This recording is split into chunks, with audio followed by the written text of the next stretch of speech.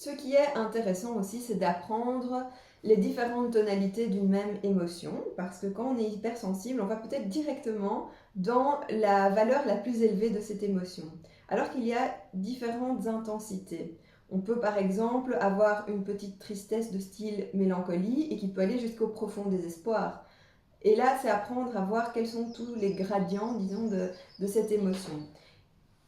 Après, il y a aussi la palette des émotions.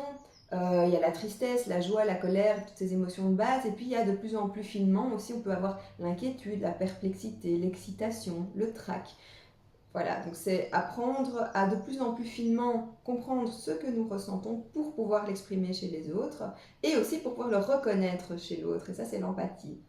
Moi, ce que je pense, c'est que quand on a une carapace et qu'on essaye d'éviter un nombre incalculable d'émotions, eh bien, tout à coup, on peut se sentir transpercé par une musique, une couleur, un assemblage de couleurs. Et en fait, l'art donne accès à une nouvelle palette d'émotions ou à une manière d'exprimer les émotions. Parfois, on ne sait pas ce qu'on ressent, on a du mal à le décrire, on n'est pas encore tout à fait dans cet élargissement de vocabulaire d'émotions, mais par contre, on pourrait le dessiner, on pourrait choisir une couleur pour le dire, on pourrait choisir une musique même qui existe et en sélectionner quelques notes pour exprimer ce qu'on ressent. Et ça, c'est aussi une manière qui me plaît à moi et que j'encourage, c'est de ne pas toujours passer par les mots.